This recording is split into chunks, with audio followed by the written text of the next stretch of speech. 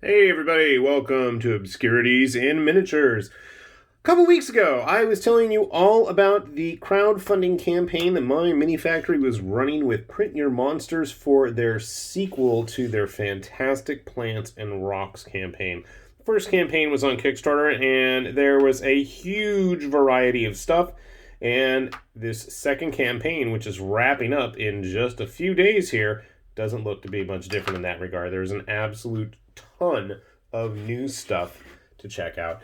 And as promised, I told you guys I was going to go back and actually paint a whole bunch of the stuff up to see what it looked like. And I know I had a few questionable prints, but I've always felt that even the most mediocre print job can be saved with a decent paint application.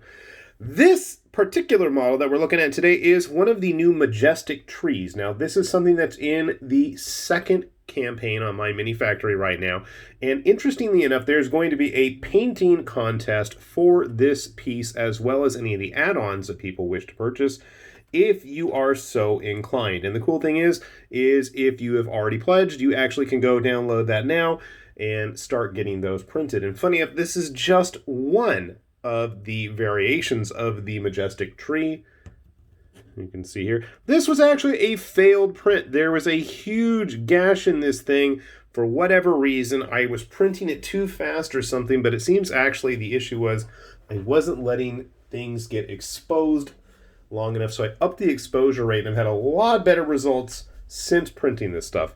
But as I said, this is just a quick, really rough shot paint job, but I think even that, when I can get it in focus here, probably does the job well. So as I said, that's just one variation. Here's a larger one, and you can see it is not very flat at the bottom. That's my fault.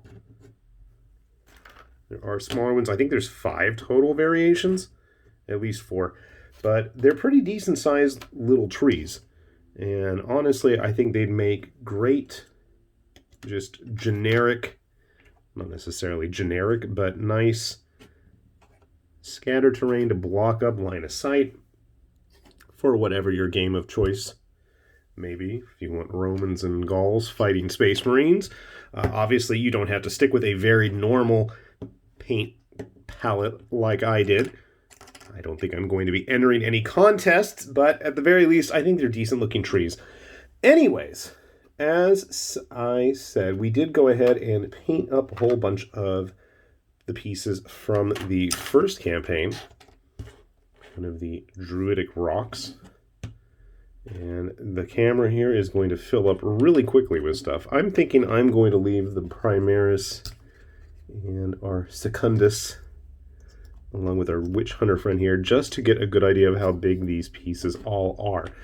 Bearing in mind that I did not alter or change any of the sizes here, I left everything as is. Our bamboo grove.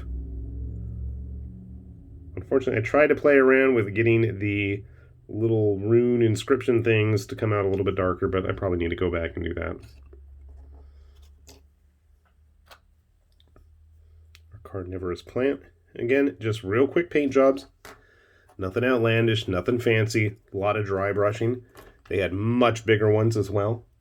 I know if they wish to add that one on from the first campaign, those are all available. I think these roses were from the first campaign as well. I have this vague feeling that I painted or showed those off. Here's the mushroom. This thing did not want to stay very well balanced, so I went ahead and just stuck it on a base. It kept tipping over. Now it's a little too high. Another mushroom on a little rocky outcropping. I think, was this from the first one? I don't remember, but I put this fun metallic green and blue in there. Very sci-fi. Along with this little robotic infested virus. I think it was called like a Necron spike or something. You can use it for all kinds of stalagmite, stalactite, lava, obsidian, I don't know, chaos, eruptions. And I did actually go back and paint up that altar. And I know I did a poor print job. You can see the huge cut right here running through it.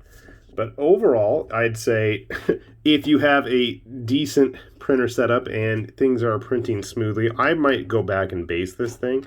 You can see it's quite large. And then I actually went ahead and started printing up. I got in contact with my mini factory, and they actually hooked me up with some of the files for the new one, obviously, besides this tree and its little brothers over here. But I went ahead and actually started printing up some of the newer, funkier stuff I saw. This is from the new Volume 2 set. I thought this was really cool. One of the things I always wished was that there was more variety of just strange alien flora for, exploring and battling on various planets. So they have these big, crazy mushrooms. They have these funky alien pine things. And again, there's a huge variety in terms of sizes as well. Like I said, the camera's going to start getting cluttered. We had some swamp mushrooms. And I don't even remember what kind of mushroom this was. This is also from the new campaign. Just some fun, weird stuff. Some tall grass. Now, why would I want to paint tall grass? There's always a use for tall grass. I think especially if you get a bunch of bases of this stuff, or you paint it up in weird colors and have it be some kind of alien life form while I shake the table there. Some of the giant pumpkins. I mean, these really are giant. They're quite big. And honestly, the neat thing is, there's so many different varieties of uses you guys can come up with for these, I'm sure. Besides just nice tabletop details, they can be some kind of an interactive objective, spell markers, interesting life forms, just all kinds of fun and bizarre stuff. And I think especially depending upon what kind of paint applications you guys end up with, even more so. I think some of this stuff can really pull, double, triple duty. And as you can see, especially with a 3D printer, you can get an awful lot of stuff to start cluttering up your table. And just even with simple paint applications, I feel it really helps bring these pieces out. So if you haven't checked it out, I would suggest, especially if you do have access to a printer, do take a look at the campaign. There's a lot on offer. There's a huge ton of variety. I don't even know. I was going back and actually looking at the first campaign, and I couldn't even remember half the stuff. And I'm like, shoot, I should have printed that in the first place. But I didn't, and I still haven't. And I've been printing stuff from this almost nonstop for like the last week. And that's not even taking into account all the new junk that they have coming as well. And there's a ton of interesting stuff. And I noticed they said if they reach $120,000 or something, they're supposed to have like a backers discount for a new My Mini Factory branded resin. I'm kind of curious what it's going to be like. No idea what the price is or the quality or anything really about it, but it does kind of get my interest. Maybe they'll hook me up with some. But in the meantime, do take a look. I think there's a lot of fun stuff here, especially with the new campaign, especially if you want some nice, simple, magical-looking trees.